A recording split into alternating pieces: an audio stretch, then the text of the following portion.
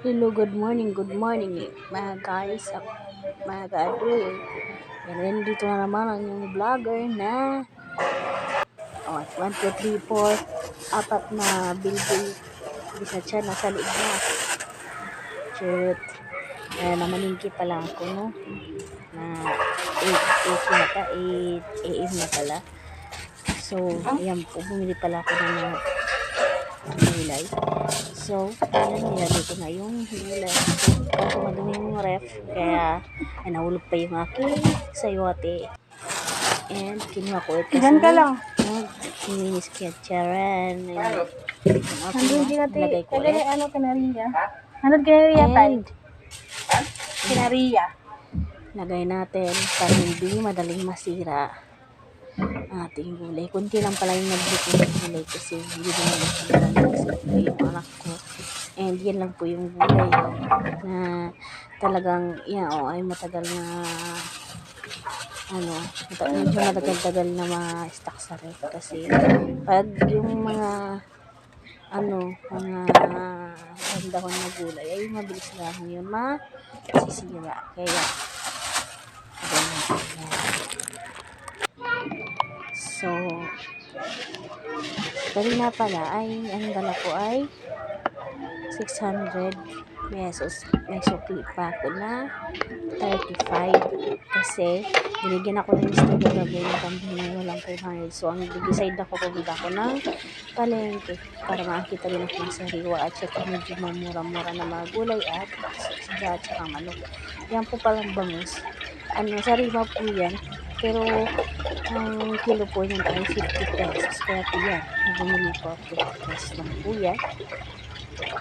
Kailangan po talaga natin higasan mabuti para hindi umamoy sa ating natin nilang po sa ating ref. Yan ang si Ningning, nag-abang na yan.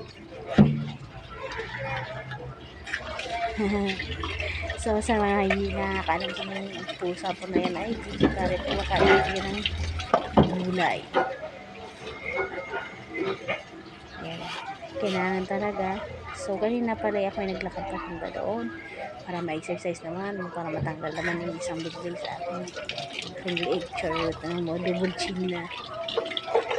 Akala mo munit sa karagatan. Ayan. Hindi masimasa yan gaya sa Pilipinas. Ay, sarut. Ayan, may nabili pa na akong ham dyan at saka yung kabaluan. At saka meron pa isda at saka manok. Yan, manok. Sambo pala yung binigay ko. Pinatanggal ko pala yung yung pet kasi ako ng pet. And last is hindi pa pala last yan. Yung bibili ko na Adidas. Kapag kumain tayo, malaki yung kamay natin.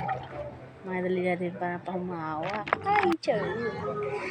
Yan, kailangan pala linisan yan. Ayan, nalinisan ko na. Sa kanina pa ng dami ng mga pinig. Nag-ano pa ako sa naglinis. Sinagyan ko pa yan ng charot. Tinanggal ko pala ng ayan. Bumili pa ako ng atay. So, ang atay po pala yung kaligin ay 100 pesos. Kaya bumili pa ako ng 1 kilo para mailuto natin. Yan. Ihiwa-hiwa ko na po yan dyan mamaya. And yung manok pala, ang kilo niyan ay 140 pagbuo. Tapos, yung Adidas, ganyan 110 ang kilo. Tapos, yung naman, bumili ko 50 pesos na abali ng 50 pesos na ham. And then, bumili ako yung kamuting kahoy. Ayan. Bumili ako ng hawang 40 pesos. Kasi hindi ko po lahat ng hindi ko na po napakita dito. Hindi ko po kasi na videohan. Hindi po lahat yan ay maganda. Yan ay